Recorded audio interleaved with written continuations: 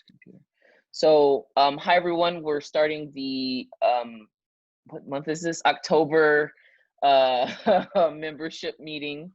My name is Lanisha Adams, and I'm the chair of the IE division at SSSP.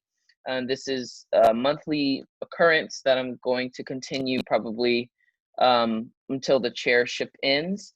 And yeah, I'm just very excited about bringing everyone together and seeing everyone in between now and the annual conference.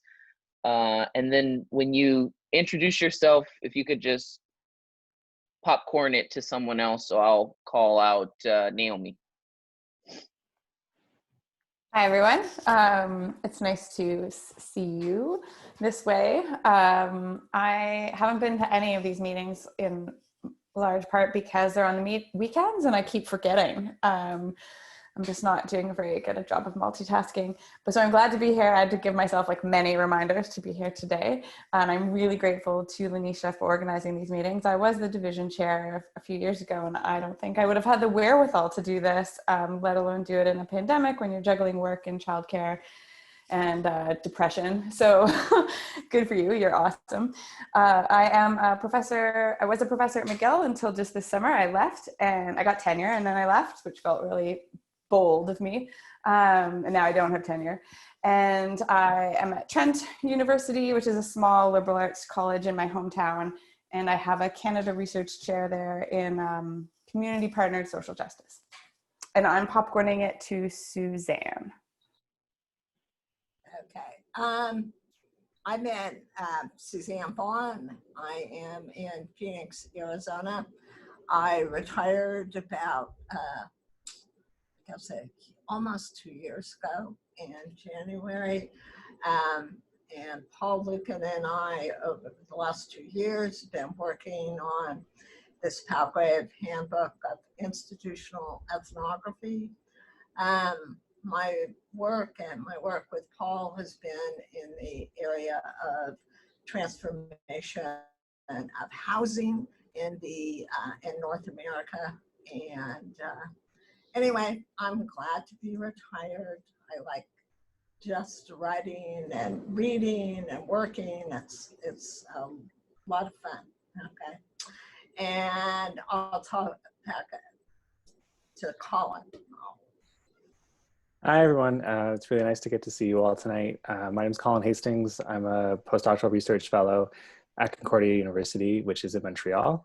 But I am talking tonight from Toronto, from my home in Toronto, because like lots of places, Montreal is on a full lockdown in their zone rouge more and more over the last couple of weeks. So doing a bit of a distance thing for now. My research examines areas where the criminal law and public health governance intersect. So certainly lots to think through and to engage with community partners with these days for sure. Yeah, and a big thank you to Lanisha for bringing us all together tonight. It's really nice to get a chance to connect with you all. Yeah, so I will pass it to June. Hello, my name is Jun John. I'm a postdoctoral fellow in Tufts University at Boston, actually Medford. I started my postdoc just a few months ago, and before that I just received a PhD degree in sociology from University of Wisconsin-Madison. And I do ethnography in a scientific laboratory. I'm delightful to join the monthly meeting today. And I'm passing this to Cheryl.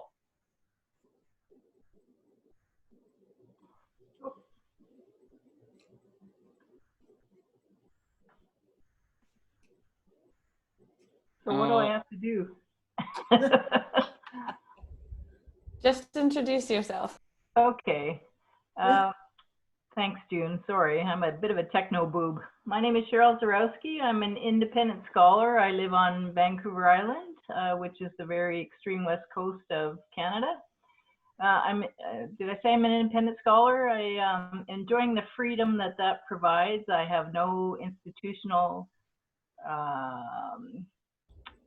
people that I have to be accountable to, and so I explore IE and research and projects at my own time, at my own leisure, when I want to, when I don't want to, And I highly recommend that approach, actually, to everyone on this call. Who are we missing? I think Zoe we haven't heard from. So I pronounce my name Zoe. I just want to give a shout out to Madison. So, yay. Nice to know that you were just here recently, more or less. Anyway, I am a journalist and independent scholar, I guess is what I would say, and have been batting around the idea of a PhD for years, but not done it. I've been dividing my time between Wisconsin and Brazil for like 7 years. And yeah, I'm interested in power and gender in particular. I've done a lot of reporting on the Amazon rainforest. Right now I am working on a podcast, researching for a podcast about a Jewish communist German woman who was alive in the era like around the Second World War. And I will pass it to Paul. Hey, hi everyone. First I'll explain the mask because my daughter's visiting, so she got off an airplane, so we're taking precautions at home as well as out right now. Actually, we take fewer precautions out, but at home is a spot where we're careful. Well, everything Suzanne said about me is true, so get that out of the way. But I also have a recent research interest in this madness that we call voting, and yeah, which was actually a lot more fun to research when I could actually get out there. But now that it's everything has gone virtual, and I get to do boring things like make phone calls to people who won't answer because I wouldn't answer me either, you know. And but you know, so anyway, let's see what else do I have to say. Yeah, Cheryl's absolutely right. IE is a wonderful thing to do when you're not being constrained by academia. That's for sure. And I couldn't be doing what I'm doing now with those things if I were still working. So yeah, it's wonderful.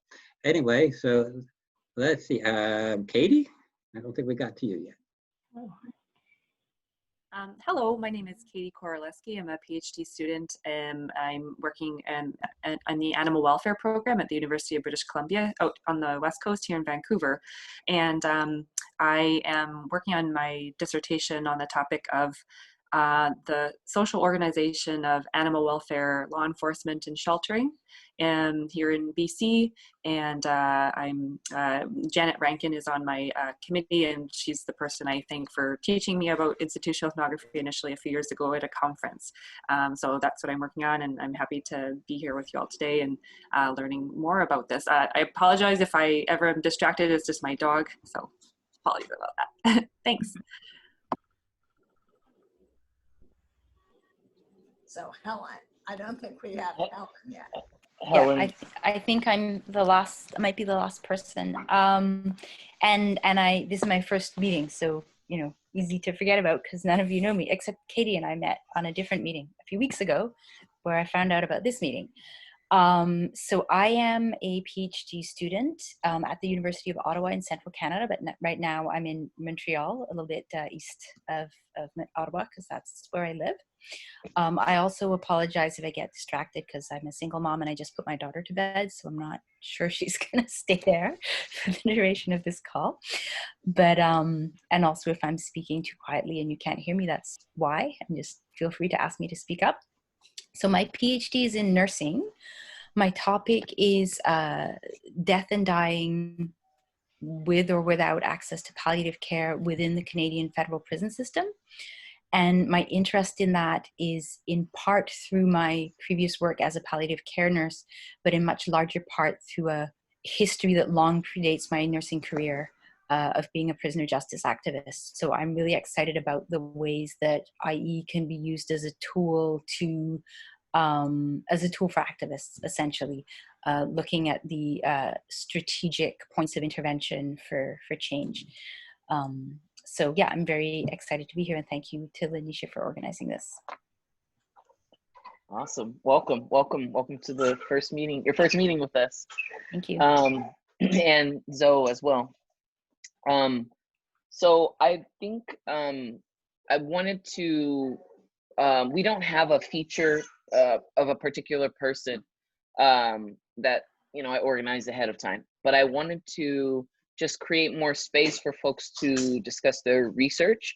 And I'd asked June to talk about his study, which June was the award winner of the IE Student Paper Award last year, or this year, 2020. And I think the paper raises a lot of questions about a focus, the combination of IE with like a particular theory. So I thought it'd be a really great opportunity for June to speak about the research project that was much larger, that was more of an IE study, but then there's a process that happens when you're writing it up for a journal publication. So you know, it just gives a different impression if you don't know the backstory of all of the research. So June, did you want to speak a little bit more to that now? And then I'll open it up for other folks to discuss their research. So yeah, I think I can start with just briefly talking about my research, because I think not all of you are familiar with my paper. So I can briefly introduce what was my paper, what was my research and paper, and then I can briefly talk about how the IE influenced the way how I wrote that paper, and what can we further think about what we mean by IE based on my research project. So I think my research project does not really look like a conventional IE type of paper.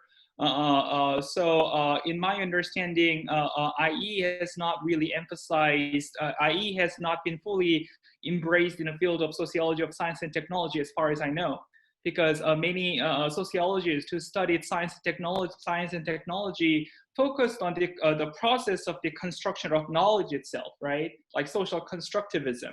How such and such kind of scientific knowledge is constructed in an insular social space called science laboratory, what kind of social interactional processes are involved in those processes. So that is kind of a general research question by many sociologists of science, and which is much kind of a very microscopic perspective than IE. And my project was based on ethnography in science laboratory, particularly renewable science laboratory. And when I started my ethnography in science laboratory, a surprising thing happened in 2016, which is the election of Trump. And the election of Trump suddenly changed the entire dynamic within the renewable energy science laboratory in terms of what kind of research do they do, how do they write their grant proposal, how do they reframe their research research outcomes, and what are they going to write for their future perspective. So I was able to see the very vibrant interaction between internal dynamics and larger social structural changes. So that was the moment I thought that, wow, now the institutional ethnography is really coming into my project, because institutional ethnography is fundamentally about how the seemingly microscopic interaction we see in the ethnographic field is actually connected to larger institutional and social structures. So, so that was the way how I tried to connect the traditional approach in sociology of science and technology with institutional ethnography. Well, I just think of one really funny passages in Dorothy Smith's Everyday World is Problematic. One scene from the book I remember was about dog pooping. So if any of you remember. So, you know, when we walk with dog, we always try to be careful about where the dogs poop. And we try to avoid the very expensive house owned by the people living in that house. And we try to probably, let our dogs to poop in seemingly cheaper renting house units. And this kind of scene itself sounds comic, but actually this very simple comic scene is related to larger social structure, because there is a social structure behind how the real estate market is organized that divides the expensive house and poor house. So something like this. So I try to connect some larger structure and some micro interactions that I saw in laboratories. For instance, so when I started research, we already had a pretty good looking statistical data, what kinds of sciences are done more than other type of sciences. So for instance, renewable energy science was rapidly decreasing for many years, whereas some petroleum related research was booming up. So statistically speaking, we already had a big picture what was going down, what was going up. But the IE is focusing on the process, how it really happens, and how the members of the community perceive it, and maybe how do they legitimate it, and maybe how do they normalize it.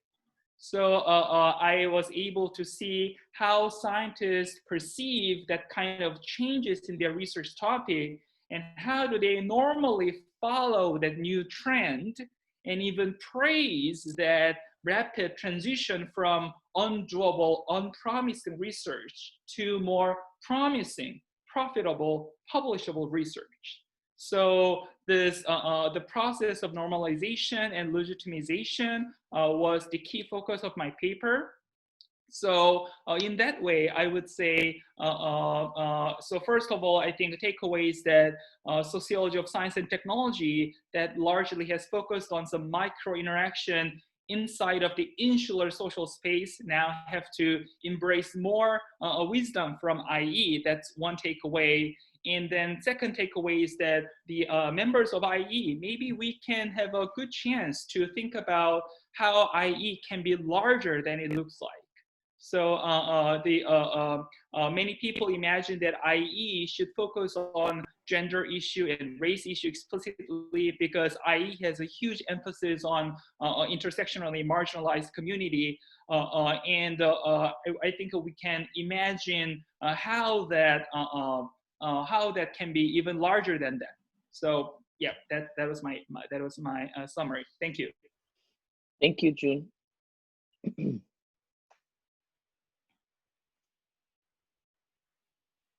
Yeah, I think I think the table is now open to all of us. So yeah. Hello, thank you so much, June. That was super interesting. I had a question, and because it reminds me of a discussion I was having with a colleague the other day about writing a grant and trying to get these buzzwords in this grant. So I was one of them, for example, was social license. So I was just curious about your thoughts on that, and maybe if there's some kind of examples that you could share, some of those legitimizing words that you found in your research. Yeah, that's an interesting point. So in 2016, when I joined the science laboratory for the ethnography, they were already thinking about their strategy for writing their future grant proposal. And actually in 2017, they had to submit the new proposal for the 5 more years of renewal. So in a draft version that they wrote during the summer 2016, the draft was fully about, so this was a national bioenergy research center that focused on carbon reduction and the synthesis of alternative fuel from unedible cellulose from plant materials. So their grant proposal was basically about carbon reduction. But after the election of Trump, very soon we saw how science leaders were changed and how the EPA was restructured and everything. And then suddenly carbon reduction became a stigmatized term. So during the spring of 2017, scientists had to rework their proposal to erase every terms related to carbon reduction. and they had to reframe their proposal to embrace the idea of the market profitability.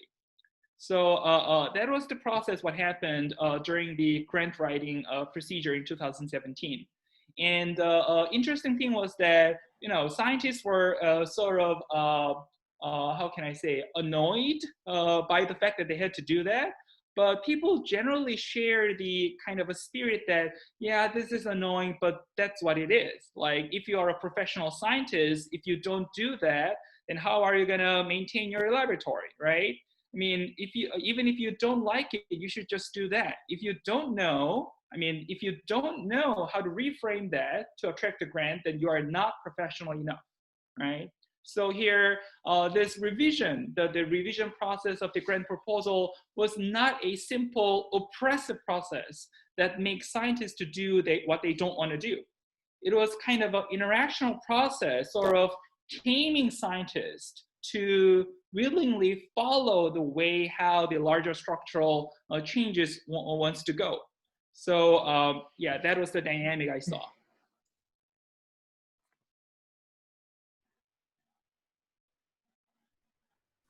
Maybe if it's okay, I'll just ask a quick question too.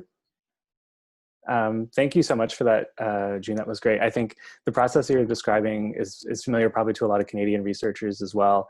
There was a context a few years ago where we had a conservative government that was really hostile to any sort of advocacy-based research, and certainly researchers on the social science side of things going through grant applications and Control F searching for words like harm reduction, advocacy, and changing them into words like knowledge transfer, knowledge mobilization as less threatening sort of political terms. So I think that's a really important process to call our attention to. The question I had though was about, I was wondering if you could speak a little bit more about the way that your project kind of pushes institutional ethnographers to make IE something bigger than it typically is.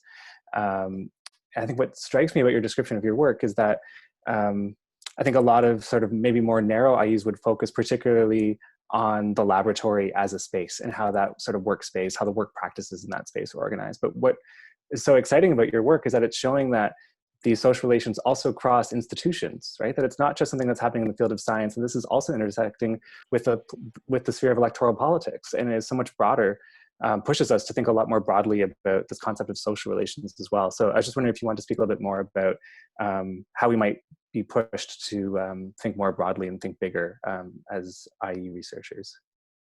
Yeah, Colin, I think that's an excellent point. If I describe my research generally, then I always want to describe my work not only as a laboratory ethnography, but actually ethnography of scientific institution. So here, the institution, what we mean is not a built environment, but actually the system how science is done. And that includes the institution of higher education, institution of science funding, institution of politics that interferes the institution of science. So at core, I think my work is not just about how lab scientists do their dishwashing in the laboratory, but it's actually more about how those scientists are trained and what sort of values are transferred to them and how do they learn what the science is and how the scientists should be, and also the system, how they get money from government, how do they spend money that they receive from government, and how do they present their products to the government and maintain their career and sustain their position as a scientist, Right. So, always, as Colin rightly described, this is far larger than it looks like always. So I think the core takeaway that by the term institution here is that by bringing the lens of institution, we are able to explain how this pattern we see right now can be sustained and maintained and repeated again, because this is not individual level. So the scientists who are trained in this institution will be likely to repeat the pattern that I saw in the single laboratory. So the lens of the institution has really powerful explanatory power for future as well, not only for the present, what we just see right now. So yeah, that's I think that's a possibility we can even extend from the IE by interpreting and using the term institution at large.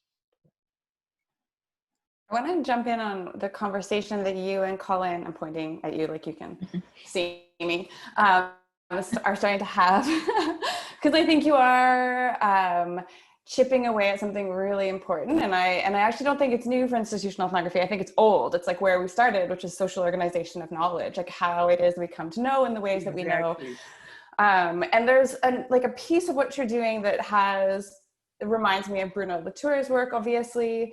But I think the potential is in ceasing to use the word structure, where you've used it a whole bunch of times to talk about your work, and instead to remind yourself that the institution of scientific knowledge production is alive in all of those other places. So that the electoral, the work of creating new priority funding areas vis-a-vis elected officials and new governments is work that people do. It is work that they do in their bodies in another place. And to start pointing to those places as sites of ethnographic discovery, rather than using, which is what sociologists always do, the word structure instead.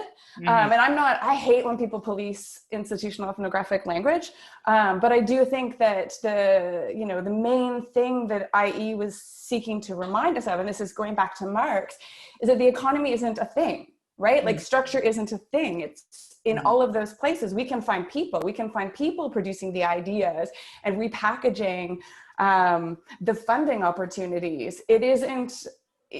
It only is, the economy only is in connection to these social relations that we can find. And so I think that would be your next piece of work then, is to say, to look at someone like Lauren Eastwood's work, where she was looking at how people do policy making, and to connect your work in terms of the laboratory and say, like, how we do science here in the lab, we have to understand that as part of how people do scientific policy making in terms of government activities, as well as how people do calls for funding. And it's like, it's actually, there's no such thing as pure science. There's no such thing as knowledge separate from these other interconnected, reflexively organized social relations that go across all these institutional structures in ways that we don't pay attention to and we sort of imagine aren't happening.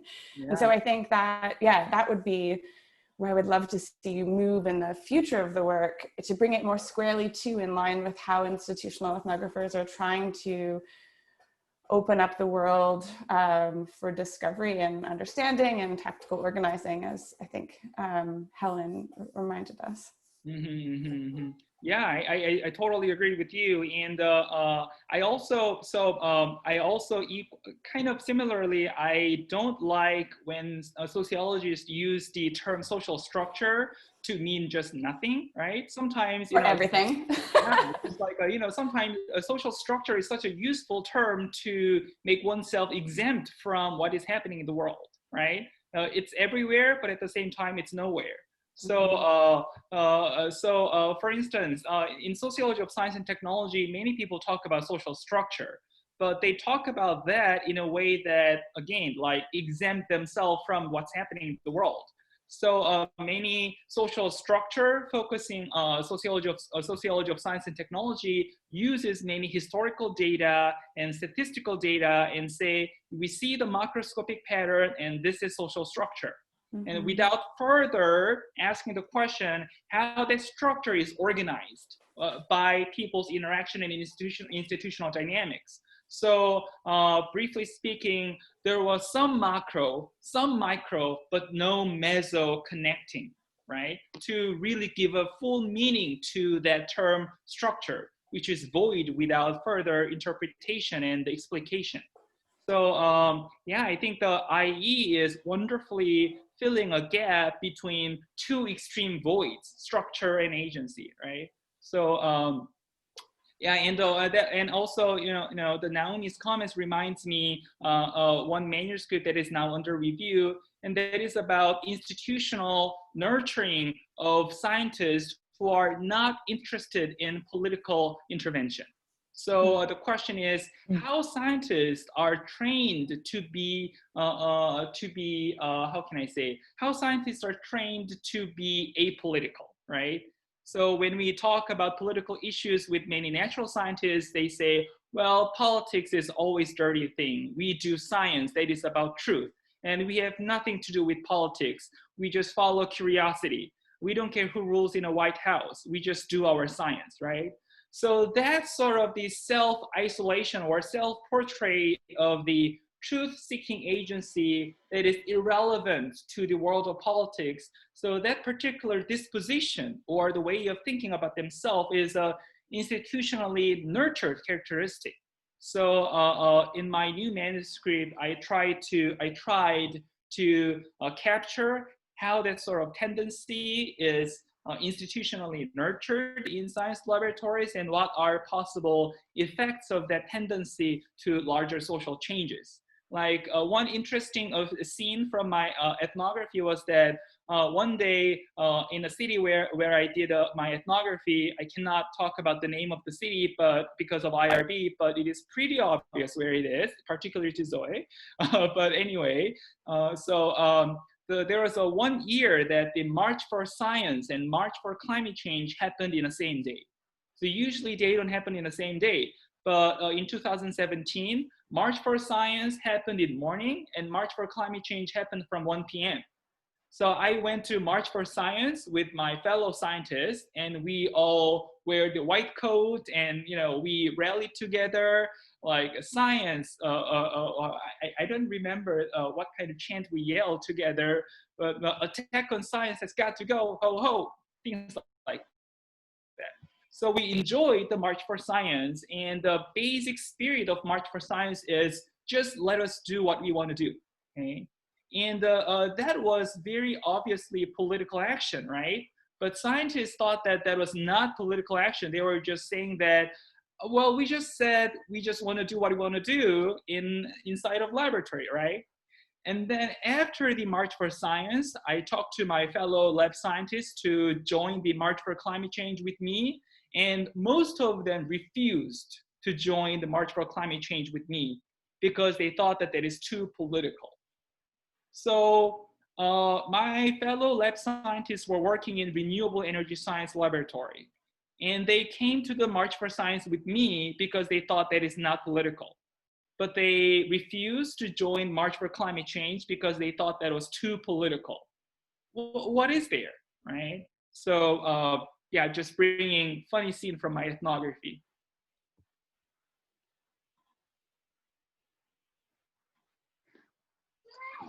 And I add something very tangential to this, but your conversation reminded me of a book that was very influential in social sciences 50 years ago.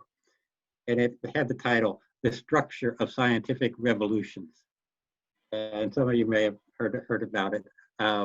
But this conversation took me back to then. And the reason I was thinking about it is I wish June would pick it up and read it, and he would probably either pull his hair out or laugh uproariously, but it was a very influential book that had us all using the word paradigm at the time and so forth. Because a lot of these things have changed. But are you at all familiar with that book? Okay, I didn't know if it had any influence anymore or not. Okay. Well, I think, thanks for bringing that book. And I think The Structure of Scientific Revolution, you mean by Thomas Kuhn. And right. People mostly focus on the concept of paradigm, right? So paradigm is changing, so that's a revolution. But actually, huge untold story behind the book is that actually fundamentally the mechanism, how the paradigm is maintained and shift is actually institutional. So the core argument and core data of the book is that the paradigm is maintained by education and teacher-pupil relationship. And once that become a sort of institution and group of people and camp who are connected to each other, that becomes a paradigm. And during the paradigm shift, this group of institution is dismantled and it goes to the new paradigm. So the mechanism of the maintenance and the shift of the paradigm is actually institutional. And I don't think there was any institutional ethnographer who captured that paradigm shift.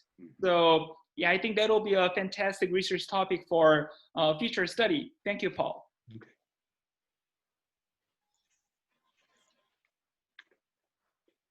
Actually, I had a question to all of you. During my lab ethnography, really challenging thing for me is to include sort of diverse voices from my participants. Because in science, especially in bioscience and biochemistry, racial diversity is really low, particularly in context of the laboratory where I studied. I was not able to, so there was only one Black male in whole building, and there was no Black female in the entire building. And because of this so much lack of diversity in the institution of science itself, it was so challenging for me to dig out the voice from the margin. And how can we deal with this limitation of lack of diversity in the field? And if you want to, shed light more on that from those diverse voices, what are some good strategies for really doing that? One thing you could actually do, which would be really useful, is to look at how universities, I don't know if it's the same in the US, but in Canada, we're now being pushed, if we didn't have them already, to create and implement EDI strategies, equity and diversity and inclusion strategies, but they're largely performative, and to the extent that they're going to lead to paradigm shifts, I'm not sure. Like, I think the jury's still out, but you could look at how those efforts are actually organized and where they are working and not working in terms of the creation of pipelines for people. But I think you'd have to trace all the way from the diversity, equity, and inclusion strategies of universities to high schools.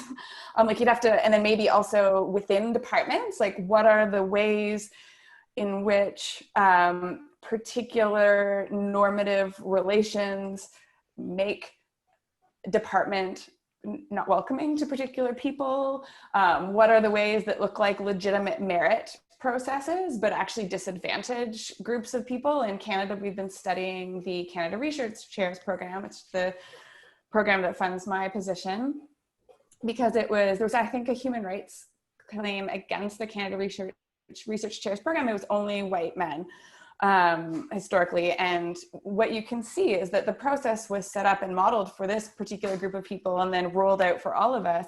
But if you, for example, are like a reproductive human, like you have babies, and you have to nurse them and carry them, and it's not going to work for you. If you have perhaps if you're first generation, and we have a problem of very white academy, so most people who are not white and are in the academy are first generation.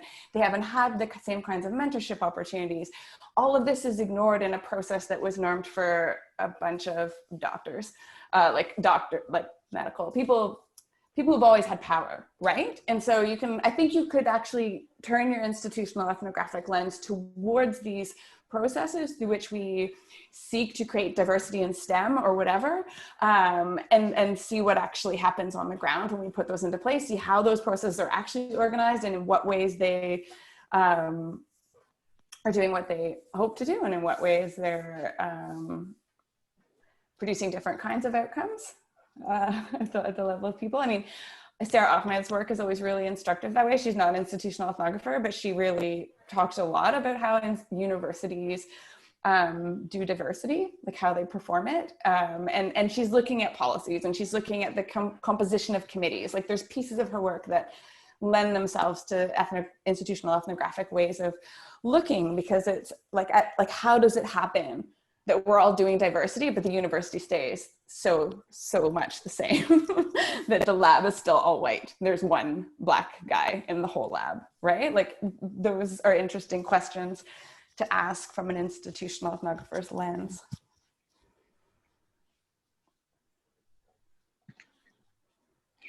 I have a comment that may end up not ringing true. I'm just going to sort of throw it out there. June, you know, it's not useful, disregard. Because, you know, nursing is not a pure science in the way that pure science is defined. But one of the things that we see in nursing is as you go sort of further up and up the academic rungs, things get wider and more male.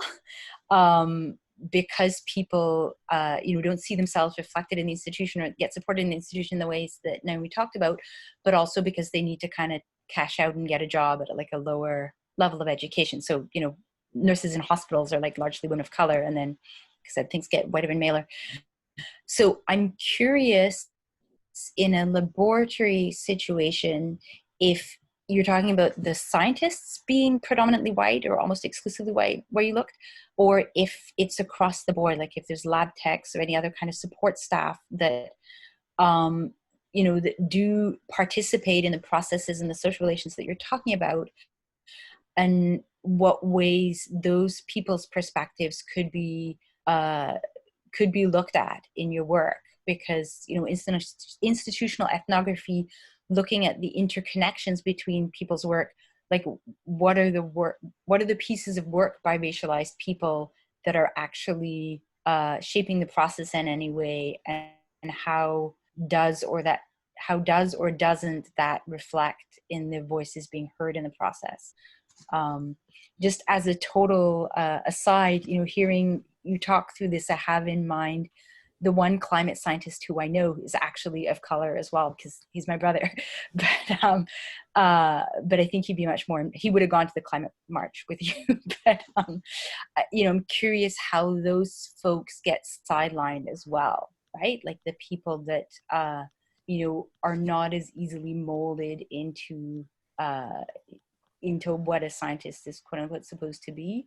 And whether that maps on to being racialized, being female, being otherwise not a dominant voice.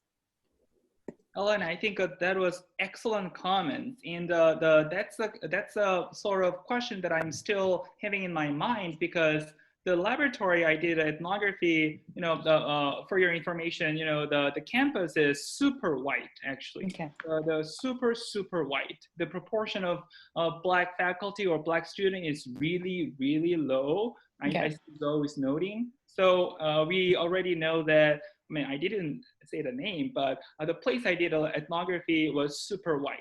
So I was not really able to meaningfully find how people of color are more clustered around what kinds of roles, and how are they systematically marginalized from the decision-making process. I was not really able to collect the data because it was not really critical mass. So if I would be able to do this sort of similar research in more diverse environment, I think tracking how people of color are clustered around what sort of roles, and how their voices are different from white people, and how those people of color's voices are systematically marginalized, I think that will be a wonderful research question for future work. Thank you so much. Yeah. It would be so interesting to actually look at how the pipelines are organized. Like take that notion of like a pipeline, which is very common, but sort of open it up and say like, but we actually don't know how any of these work, and thinking about different people being sort of pushed into pipelines towards different kinds of positions. Because I think we see this happening where, like, you know, everyone starts off in kindergarten together, but some people sort of get pushed into onto different tracks. Yeah. And to see at what point the pipeline splits, like Helen, you're talking about. And so someone has to make an economic decision to enter into a more frontline position, whereas another person can say, well, maybe their parents are subsidizing them and so they can pursue a graduate degree, or maybe they don't have a child and so they can keep going in this way, or but to really look at how the pipelines work, like to push people in different, I mean, that sounds so deterministic, and I don't mean it in this way, but how, yeah. I mean, but and then what is the work behind that, right? Because we were talking about educational pipelines, people are doing that work, right? I totally probably cut someone off, but just excited by where this conversation is going, right? Like some guidance counselor in high school is saying like, yes, sign up for chemistry, or like, you know, the community college has a great lab tech program, right? And, you know, who were they saying which one of those things to? So, or you'd really like, you know, fictitious, really white university that we can't name because of the IRB, or you wouldn't, right? You look at the brochure, everybody's white, you're just not going to go there, even though you're a brilliant, you know, climate scientist waiting to happen. Actually, in that same university, a few years ago, in a homecoming welcome video, Black students were actually erased from the Oh video. my God. So, you know, that super white university, you know, that's horrible things happen as well. I think Zoe has things to say. Yeah, I mean, that actually happened last year, so 2019. I mean, I feel like the pipeline question also, you know, raises some of the same questions that I think women in academia experience all the time, right? Like, are you treated badly? Are you discriminated against? Are you harassed, et cetera, et cetera? I mean, those are all, you know, so in addition to the tracking, there's all of the unofficial sort of stuff that happens. Totally, like the inappropriate questions at job interviews and things that even though people have all gone through the fucking bias training, they still ask. And sometimes they ask it because they think they're being equitable. Like they think, recently a colleague of mine, a very good friend, racialized, queer, mother, was asked to talk about the barriers she's had to overcome, the most challenging barriers she's had to overcome in a job interview, which is basically asking her to out all the things, like all the points at which she's experienced marginalization. And I can see that this, I know the school, the entirely white committee was like trying to do an equity hire, but like failing in such a profound way and othering this person beyond what is safe. Like it was a really harmful experience. And I think we see evidence of this happening, or we know this is happening, to have somebody who's like sort of systematically puts together how this actually is constructing the labor force we see in that lab, or in the very gendered labor, the very gendered composition of a faculty of education or a school of nursing, you know, like I think that would be interesting.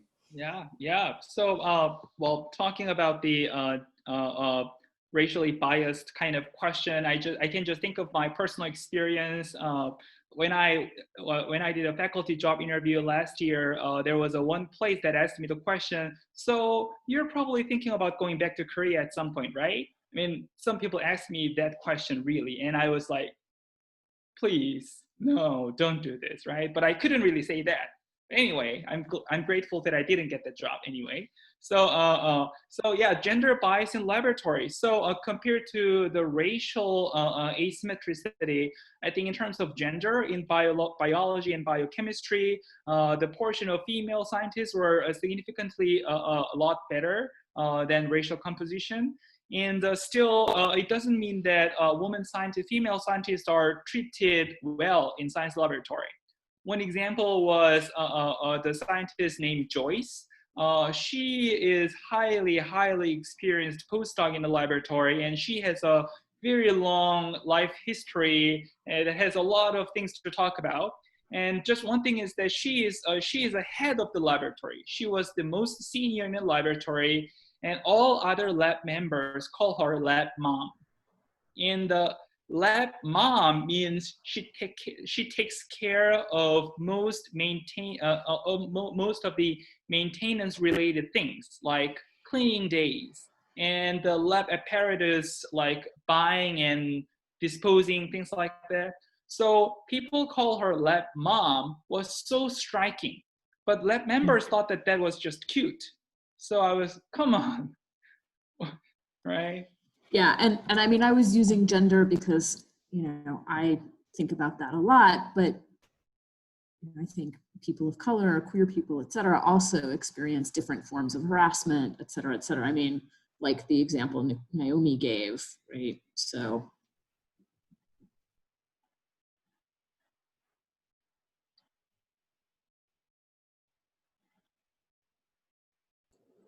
I mean, if we broaden this discussion then to the funding piece, to also look at diversity in those other sites, I think would be instructive as well. right? It's harder to have access maybe to those spaces, but I'd be curious, and I have less, you know, first-hand knowledge of those spaces too, you know, but I'm curious about the community in which this lab and university was placed, because, you know, often science and scientists are viewed as like these single producers of scientific knowledge, and I don't think that's the case at all. It involves a huge group of people working at all different levels. And so whether or not that the lab drew in people of diverse backgrounds into that laboratory setting also would tell you a lot about the ways in which, you know, those relations are organized. Okay. And so, you know, from cleaning people to things like people who are, I don't know if the lab had a cafeteria, but often laboratories have cafeteria, who's producing the food, feeding the scientists. I mean, it's not this, you know, single person producing science, although I think that's probably the kind of ideological bent of many of the people who are working in science. I have a, so that's the first question about whether it drew in people from the community to help produce this knowledge. I mean, from, you know, people who were taking care of the lab equipment, you know, cleaning it or whatever. But a second question had to do with, to what extent did you share your findings with the laboratory participants, those scientists? Yeah, Suzanne, I think that was a wonderful set of questions. So first question about the kind of an infrastructural system that supports this and enables this scientific practice. Truly, this is a huge, massive division of labor inside of huge building. And I wrote about the sort of invisible infrastructure that scientists widely take for granted. So for instance, in the basement, there's a huge dishwashing area, and undergrads are employed in their hourly position, and they do the challenging dishwashing things and just deliver it back to the laboratory. So you know, it is in the underground, so it is unseen part, right? And for instance, when they want to analyze really complex sample, and they can just click one button and send the sample to somewhere, and after 2 days, it comes back with the interpretation. So that one-click delivery system, you know, that whole other infrastructure, they are connected to each other. Those all things are enabling the scientific practices, which scientists always just take for granted. And I think scientists are sort of trained to just focus on their own productivity, and not thinking about those all enabling infrastructures behind the scene. And well, I one day, once I presented about this kind of a bounded reflexivity of scientists in some sense. I was not able to write it down in a manuscript, but maybe in someday I would have a chance to write about that sort of the training process of having that limited reflexivity of their scientific practices in relation to larger infrastructural supports. And about sharing my research, sharing about my research with lab participants, I presented several times during the regular lab meeting. So in a lab, they do weekly lab meeting. I was mostly just observer for that lab meeting, but I shared my findings once or twice. And scientists were like, that's interesting, right? It's it was pretty funny because I thought that scientists would like furiously disagree with me, but they were, first of all, pretty happy about the fact that social scientists study them as something very important social unit. So they were already flattered by, the fact that sociologists are studying them. So they were pretty friendly to me. And when I talked about, this kind of legitimation of ignorance and, the relationship with larger social structure, they just say, no, the science is just about in the laboratory. You have your own perspective, so you're free to write whatever you want to write. You're a sociologist, so you want to see the world in a way that you want to see. So it's your area, it's your territory, it's fine. But that's interesting, but we don't agree with it. So it was not a furious meeting, but I was just able to see kind of a great wall between the world of social science and natural science. So one question I had, June, was, sorry, I went on video because I had to feed the baby. But one question was about sort of what standpoint do you take then? Like, this is also where I think a lot more questions come, because in a more traditional sort of IE study, you would see, I guess, if we take the standpoint of those frontline workers, those who are most disaffected by the phenomenon we're examining, there isn't this, oh, that's interesting. Like when I work with teachers, or I'm thinking about when Naomi works with youth and the housing folks that are affected in Paul and Suzanne's work, I don't think that information, the response is, that's interesting. So how do you speak to that? Yeah, so I have an undergraduate background in natural science, so I was able to do some work in science. So my sort of positionality inside of laboratory was, when I entered the laboratory, I talked to lab members, just treat me as one of your graduate students. So I tried to do my work, and I tried to establish my position as like first year or second year, their own graduate students. So that was the positionality I tried to establish. But obviously, although my overall general role in a laboratory, like, doing the science experiment with them, producing samples, analyzing samples, doing daily dishwashing, things like that, the role was kind of a first year or a second year graduate student, but I also had to be fully reflexive about my position as a social scientist, because always, the scientists wanted to check my opinion when they were talking about politics or society. So I think although I intended to be really part of that scientist community from the lower level, like graduate student, I think my existence in the laboratory was until the end of the ethnography. I think I was sort of external observer, one of social scientists who try to imitate the actions of graduate students in their field. So I haven't thought a lot about how that my standpoint and positionality influenced the way how those scientists perceive my work. Maybe they were sort of kind of friendly to my work because they thought that I'm anyway outsider. And yeah, I think that's a good question. Well, and I think it actually bears some more thinking about, because it's also a political question for institutional ethnographers anyway, or at least how, as I read institutional ethnography, because your research, there's like an accountability in the research process to some people.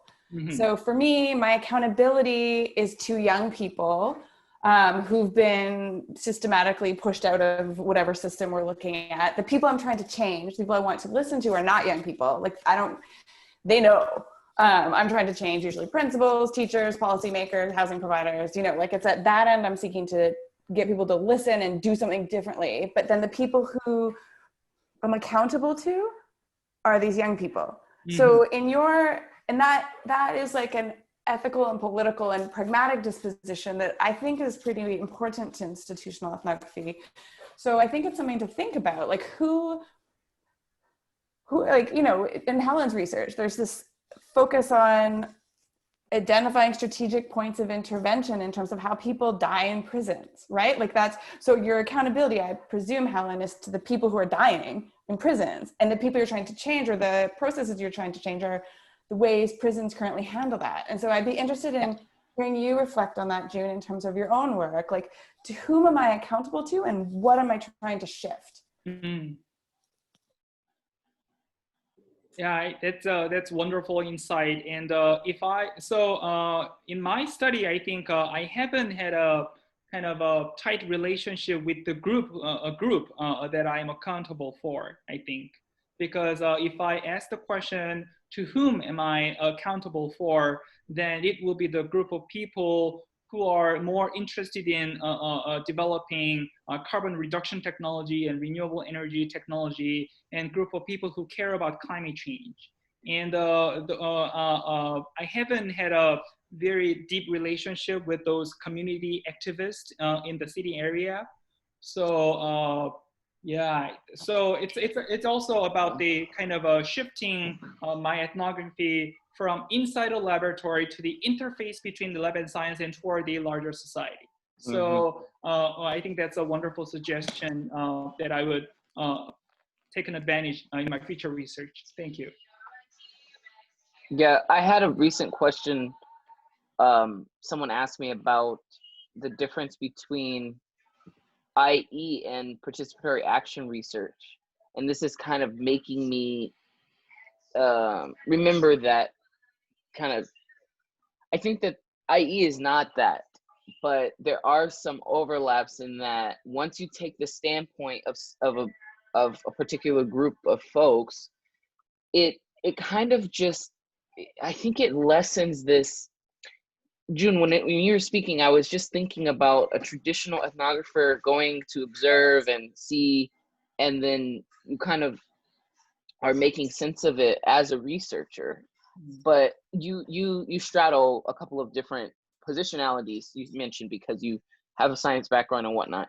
But then I was thinking about the role of an IER who has to, like Janet Rankin's work, right, where they're in Marie Campbell, where they're working with nurses and they're coming from the experience of nursing, and then that kind of like shapes how you look into the phenomenon, into the institution in which they're mapping the social relation organization of in that space or in those spaces. So I just wonder then about this idea, if you don't do that, you know, like the label of IE, is that a core tenet or principle or I don't know how to articulate what I want to say, but is that essential? Because most traditional IEs do that, and that's also that's the social ontology, because the standpoint piece is the central most focus, because that's what's typically driving you to understand a problematic, but it's from the standpoint of those who are, you know, impacted by it. And then so when you do all of this IE work and you have your findings and you have all of it, when you go back to speak with them, they then take that up. And it's not just like assume that they would, it's they really want to, because you've helped them find all the points in which the junctures at which you can like potentially affect change. You might not go with them there, but they will then take action and have more insight about how to make the action, how to make the change. I mean, this is like the central kind of focus. And so I don't know, I just was wondering about that, because it makes me have more questions about where IE ends and where some other of these kind of approaches begin, that have similar like critical participatory action research and critical theory, and using like, you know, some of these methods in research. But I'll stop there. But I did have now I have a lot more thoughts about that after this conversation. Yeah, I think so. It just reminds me one moment that when I first started my ethnography, I went to Professor Randy Stoiker in UW-Madison, and he was a person who are specialized in participatory action research. And his advice for me was that don't do your research there, work for them, right? And try to think how that becomes your sociology later. And I was not really able to embrace that comments deeply during my work, if I try to be reflexive about my research. So yeah, I agree that that the question, yeah. I just put something in the chat. I have to go because I can hear my kids are not sleeping. If I hear them, that means they're not sleeping. But thank you, June, for sharing your research with us. It's so hard to do this, especially over Zoom, and you can't really see us nodding and giving you our undivided attention. And so thank you for being so brave, and thank you everyone. And I'm sorry, I think I'm starved for human company these days. So every so often I have this thing happen on Zoom. I'm like, I'll just keep talking to you forever. Awesome. Bye, Naomi. Bye, Naomi. Good to see you. You too. Bye. I think I'm gonna jump off too, but this has been really great. And my master's degree is in participatory research, so I appreciate this most recent, conversation. I do think they're different. I mean, I think, but in any case, this has been really interesting for me too. So thanks. Awesome. I think so. I wanted to, before folks jump off, one thing that I wanted to bring up as it relates to SSSP business, excuse me, is around the IE podcast, this idea of an IE podcast. And the understanding I have now is we have a pot of money that we typically use to organize our IE workshop, which happens the day after the conference, the first Monday after the conference. But now we've had quite a few folks talking about potentially creating this podcast. And so I thought it would be a good idea for us to have a conversation, probably in the next meeting, a longer discussion of could this be something that is sponsored by our division, and we do it in a big way where we have seasons where we focus on different streams of IE or topic areas. And so there's so many ideas, and one person suggested that maybe we have a IE podcast committee where we dive deep, maybe just about that logistics and everything. And so with the folks who are left on the call, I wanted to know what you thought about that, if that's something that interests you, and if you had something to add to the thinking around that, like it would be really helpful for me as I'm organizing these meetings and going down this path of next steps. Go ahead. Sorry, Suzanne. I was just wondering, Lanisha, so is there sort of an organized group of folks who are sort of taking this on to some capacity now that you're meeting with, or is it? It's just ideas. I've learned that there are 3-4 people here in Canada, 2 people over in somewhere in Europe, and then 2 people in the States, and myself. And so I feel like I've identified some of the people, and we have a good group. And so then we'll just next step have meetings about it. But yeah, that's as far as I've gotten. And just to clarify about the sponsorship piece, because, sorry, I'm asking something everyone else already knows, but being new, is it that we think that organizing the podcast and doing it well would cost close to as much money as having the workshop? No. They're I guess two one separate. Yeah. Okay, two separate. It's not instead of it. Okay. So no. So not instead. The reason why I mentioned the workshop is because the workshop is like a revenue generator for the pot of money we have to operate from, and it's been successful. We have an interest-bearing account.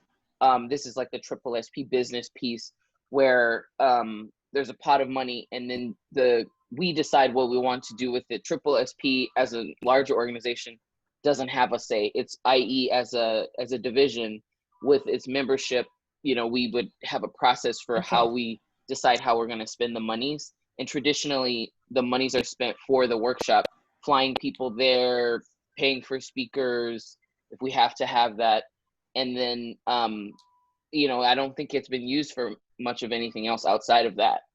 So I wanted to leverage those funds for the sponsoring of the podcast, because it does cost money to do it. Like at first I thought, oh, you just go get your mic and do it.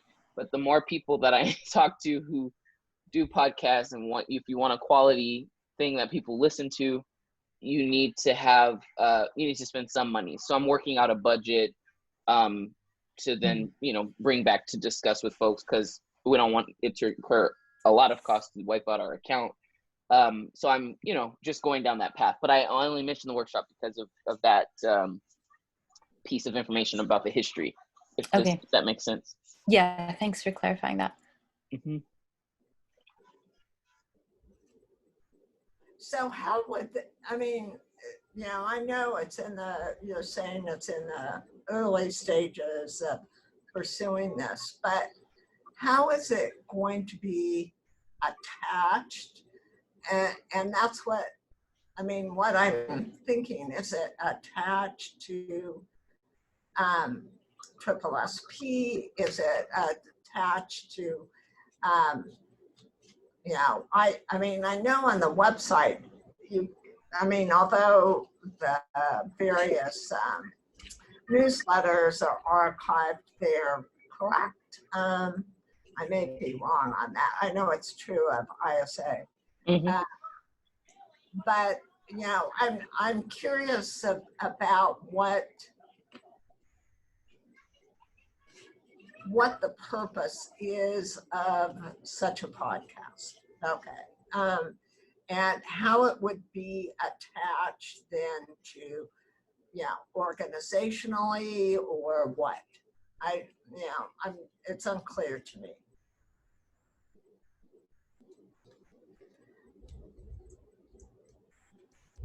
I do know SSSP has a podcast where I've seen it. I haven't looked at it recently, but they used to have a podcast where it's the Journal who has its social problems that has the podcast. Yep. They bring various authors and interview them and things like that. Who have published. And so that's the podcast that I've ever looked at through SSSP. So, you know, I don't know what audience people are trying to, you know.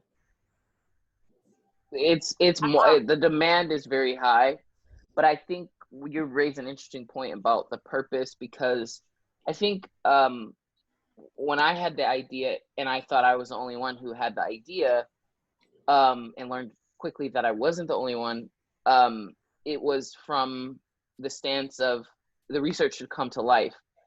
There, for the most part, there aren't that many fields where you could literally email or call up some people who write all these books that we're reading to make, like, you know, the old guard, as I call them, to like give us the thinking around this is what IE is. Like, that doesn't exist, I think, for anything else that I've seen.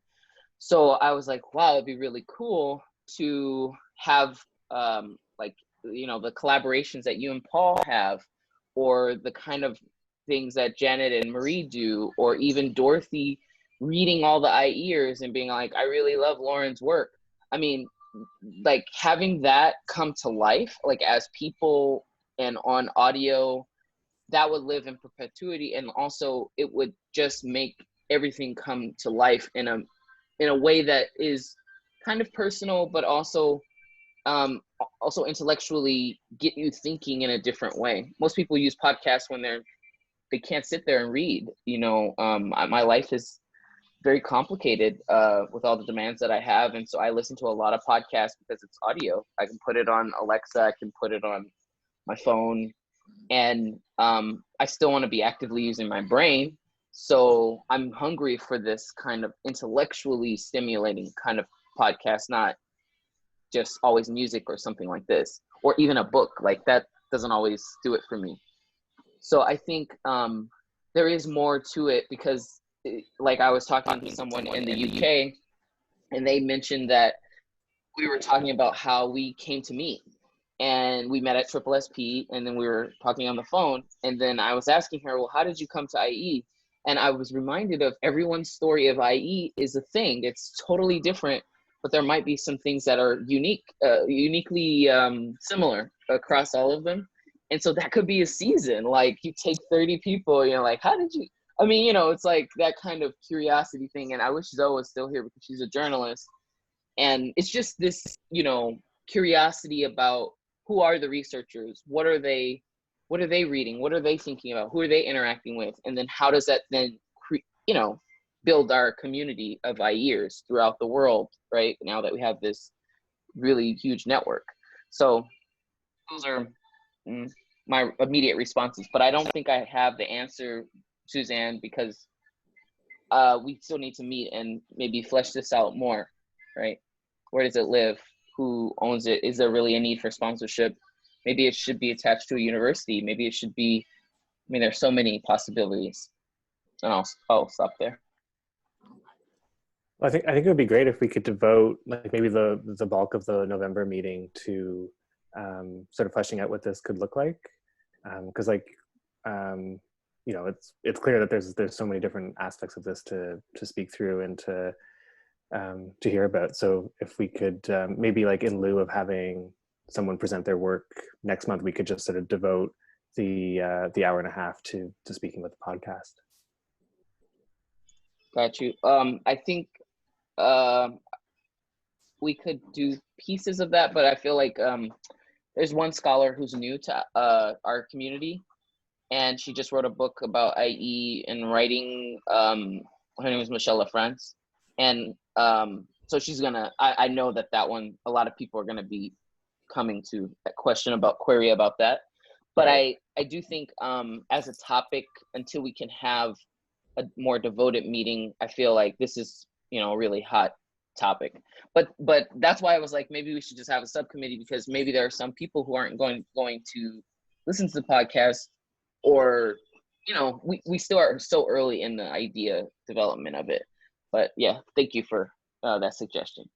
No, and sorry, I didn't appreciate that speakers were lined up for the months coming, but that's great that she'll be here next month too.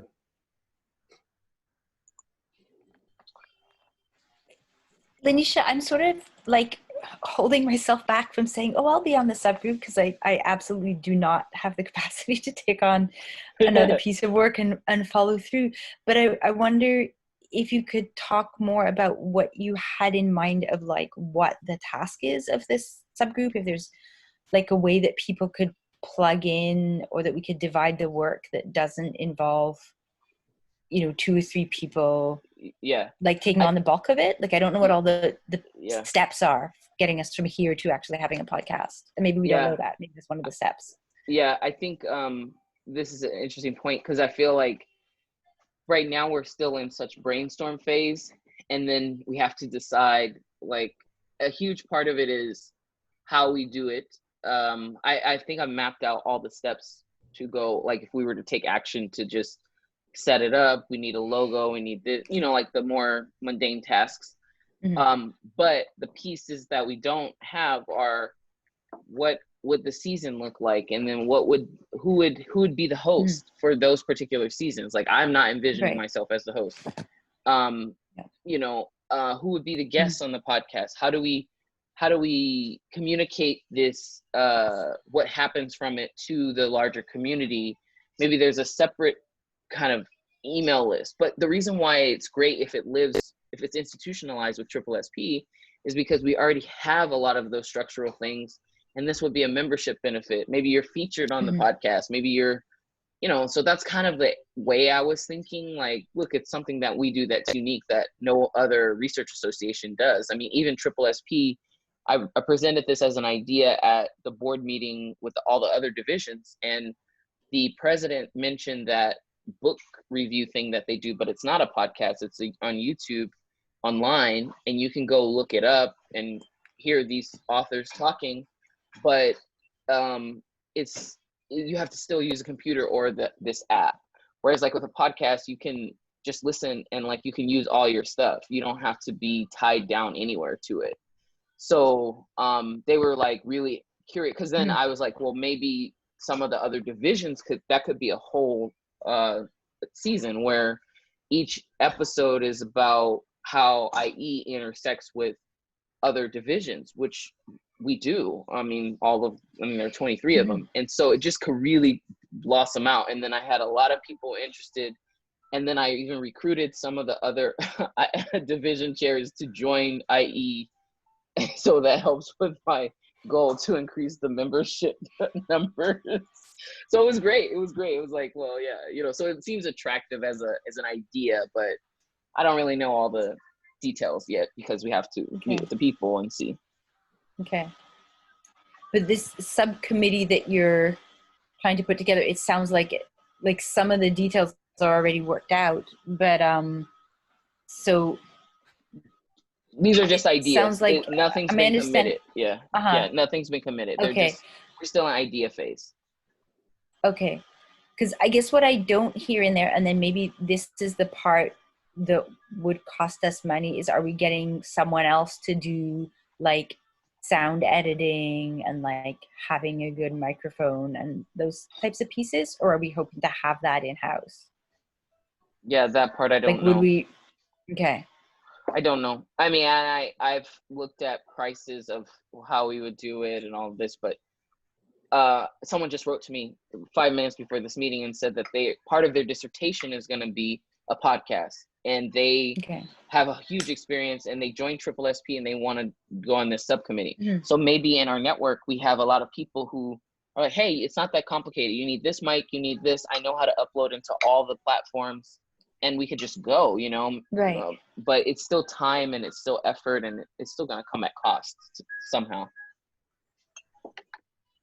Well, that's what I guess I'm wondering, as somebody that's used to operating on a very shoestring budget, like I know that podcasts can run in the thousands of dollars to produce. I actually recently got what I first thought was a phishing email, but turned out to look legitimate, from this organization in the UK that will turn your academic research into a podcast. And there's like different price points for like, they just sit and talk to you versus they like get, I think they might have even called them an actor, but got somebody with like a good radio speaking voice to like play you, as it were, like to talk about your research in a more like radio friendly way. That's really funny. But I have a bit of a background in college radio when I was in nursing school, and like just to set up an interview, like to have like a half-hour interesting conversation mapped out. And then especially like nowadays with all of this being on a computer, like you don't necessarily need a sound studio for the recording and the sound editing. Like all of us can download free software to do the sound editing. It's just would be a matter of somebody being comfortable to use it, which, not all of us necessarily would be. But I do think that it actually probably is possible to get people to do this for free within our network. It's just a matter of whether the people with the skills have like the time, energy, capacity to do it. Because I don't, right? Like that's what I'm not holding myself back from being like, oh, I'll do all the sound editing for the next 5 years, because I know I won't.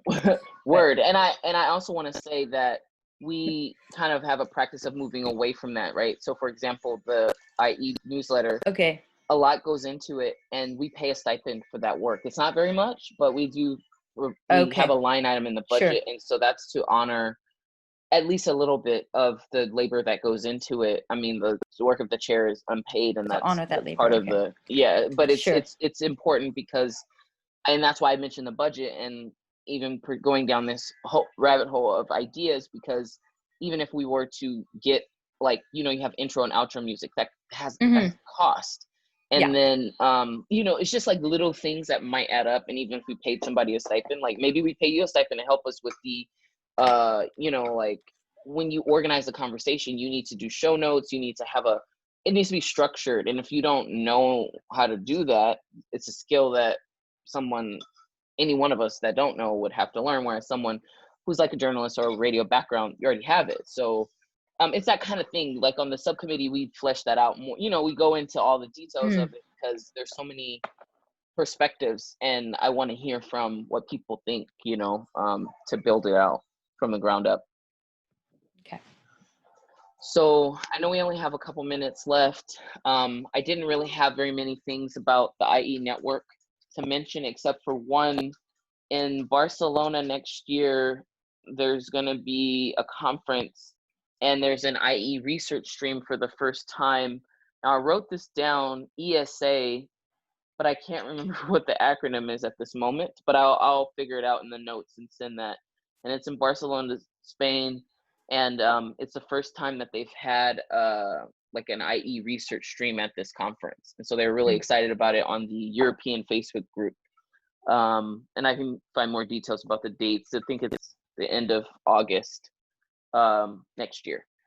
So the IE, also the SSSP call for papers came out, and folks should have received that email. And there you'll see all of the sessions to be thinking about submitting to, and the deadline for papers is January 15th, which is new. Historically, it's been at the end of the month, and now they pushed it up 2 weeks. And I think that was all as it relates to IE business. Next month. I have a question. A question. Okay. So I saw that, and the list of proposed sessions. Can they be changed? And the reason why is because Paul and I weren't aware that we'd been assigned this critical dialogue, and we'd like to make some changes in that.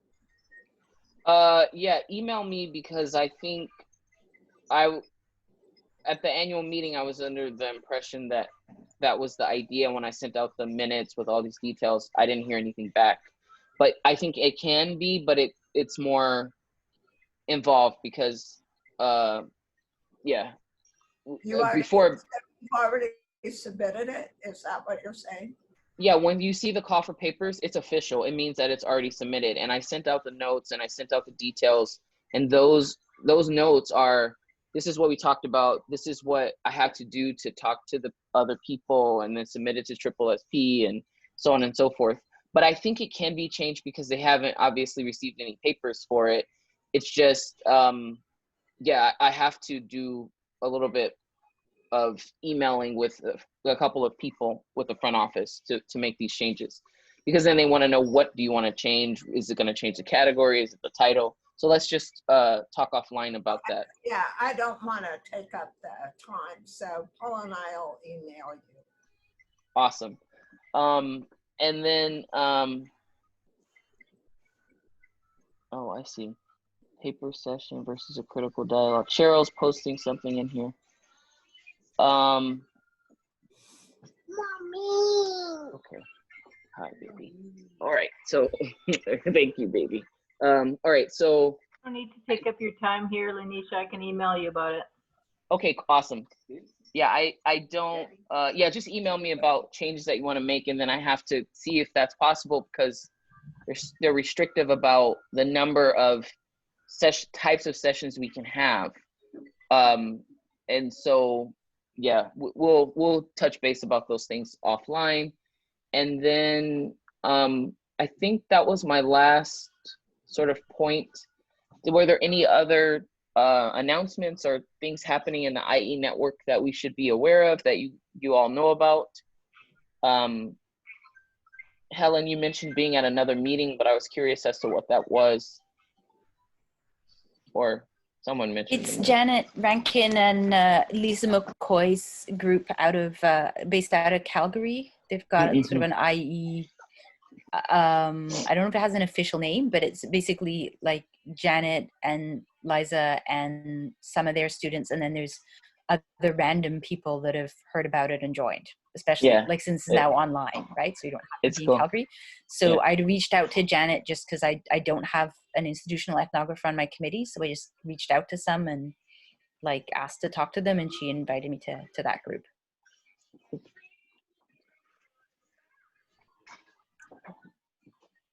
Awesome. I'm getting all kinds of cues that it's getting close to bedtime. I know those cues. He keeps turning off the light. He turned back on the light, please. Awesome. So I think if there is no other business to discuss, I will close the meeting now and then see you all next month. I think it's a month from today at on a different day and time. I think these next couple are going to be during the week because I tried to go with what the speakers' availability were and trying to hit the different time zones. So, so yeah, I hope to see you next month. And oh, Cheryl said hi. Oh, he's getting his food.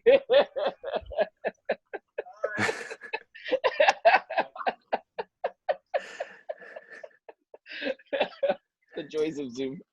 Yeah.